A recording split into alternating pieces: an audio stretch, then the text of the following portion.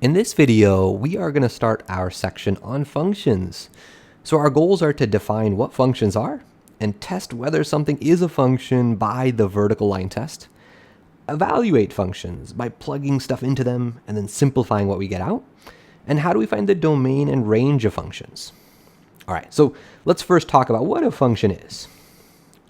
So a function is something that takes in numbers as inputs and it assigns each to exactly one output number. So when you plug something into it, you're going to get one thing out. We can't get multiple things out. That would not be a function.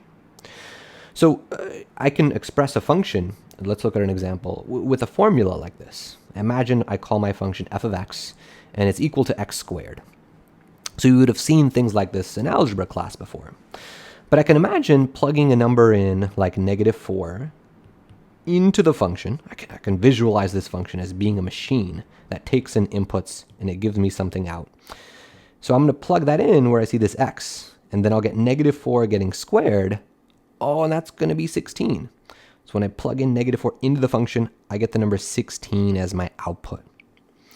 So the key fact again that I need for something to be a function is, well, when I plug something in, I should only get one value out. I cannot get multiple values out. So there are a number of common ways to express functions. One of those ways is using an equation like this. I can express it with a formula. In fact, I'm going to recopy this equation. I'll write it as f of x equals x squared. Another common way to express this is, instead of writing f of x, I can write a new variable like y. So that's the same thing as writing y equals x squared. Okay, so now definition. So when I have a function, the domain of the function is all the inputs, everything I'm allowed to plug in, all the x values. So sometimes the domain of a function is given, so I can have a formula like this, like f of x equals x cubed, and the domain, the x values I'm allowed to plug in, might actually be given to me. But if the domain is not given, we assume it's talking about the largest possible domain there could be. So if I had this formula, f of x equals 1 over x minus 2, well, the only thing I cannot plug into it is 2. So the domain is all real numbers except for x equals 2. And I can write that in interval notation as -infinity to 2 with the parentheses, because 2 is not included, and then parentheses 2 onwards to infinity. I can also express a function using a graph. So the graph of y equals x squared, well, we saw this in our last section. This is a parabola, upward-facing parabola with a vertex at the origin. So that's my y equals x squared graph. And, before I start to modify this a little bit, let's talk about range now. So the range of a function is all the achieved outputs, everything I actually get out of my function. So the domain is everything I can plug in. Those are all the x values usually, if the input variable is x. And the range, everything we get out, usually we refer to that using the variable y. So it's all the y values. So given that in this first example here, y equals x squared, well, what's my domain? I'm going to call D the domain. Well, it's not given to me in the problem, which means it's, I want to think about the biggest it could be. Is there anything I cannot plug into this? Well, no, I can plug anything in. So my domain is just -infinity to +infinity. For the range, well, I look at the graph here. The range is the y values. The smallest y value I get is at the origin, and that's 0. So I'll write r for my range. Starts at 0. I'll put a bracket at 0 because it is included. And then I hit any y value that's bigger than that. Like whether I go to the right or whether I go to the left, I'm hitting every y value above 0 as well.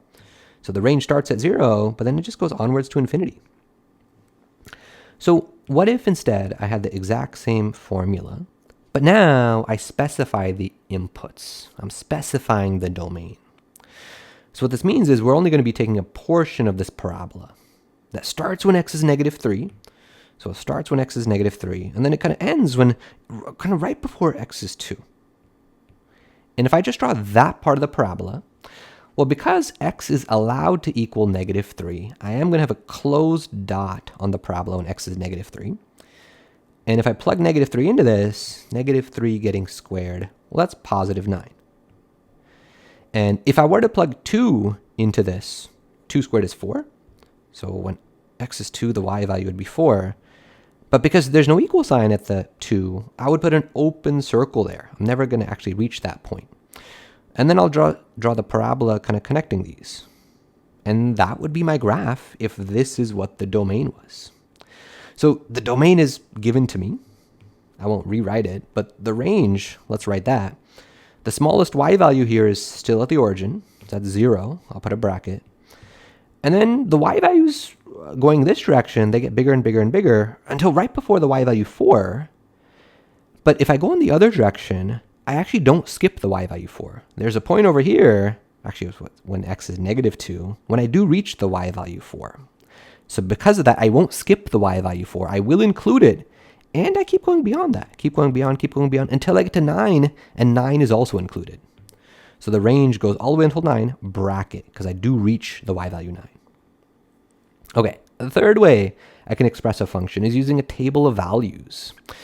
So I'm going to put all my inputs on the column on the left. So if I were to plug in -2 into this formula, well, I got to do -2, and I got to square the -2, which is going to be 4.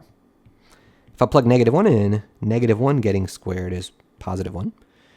0 getting squared is 0. 1 squared is 1. And then 2 squared is 4. So, okay, I can express a function using a table of values. In fact, sometimes this is kind of necessary. Like I won't always be given a graph or given a nice formula like this. So a lot of the times in the real world, we're working with just a limited number of data points. And then it's really common to express it using this table form. All right, and the fourth way is I can express a function using a model or words. So what might this x squared function represent? When do I square something? Well, one situation is I can think of this as being the area of a square. It's the area of a square that has side length x, right? Because this area of a square is you take the side length and you square it. Okay, so these are some of the common ways I can express a function as an equation, a graph, table of values, and also using some real world model. All right, so let's talk about the vertical line test. So this says that a graph, when I draw some graph, that represents a function if there's no vertical line that intersects the graph at more than one point. So if I look at this first graph, if I draw any vertical line like this one, or this one, or this one, well, it's only crossing the graph at one point. There's no vertical line that crosses it more than once. So this is a function. But if instead, if I have a graph like this, oh, there's a vertical line here actually that crosses it 3 times. So the fact that there's a vertical line that crosses it more than once means this is not a function. So why? What this means is whatever this input was, imagine this x value is 4, for that input, I'm getting 3 outputs, and that's not allowed with the function. When I plug something in, I'm only allowed to get no more than 1 output. All right, so let's do some practice with this. We saw this formula f of x equals x squared before. I'm going to recopy my graph of my upwards parabola. And if I draw any vertical line here, whether I draw one like this, or I draw one like this, well, any vertical line is only crossing this parabola one time. In fact, no matter where I draw the vertical line, it's only going to cross it once. So this passes the vertical line test. It passes the vertical line test, so it is a function. So this graph does represent a function.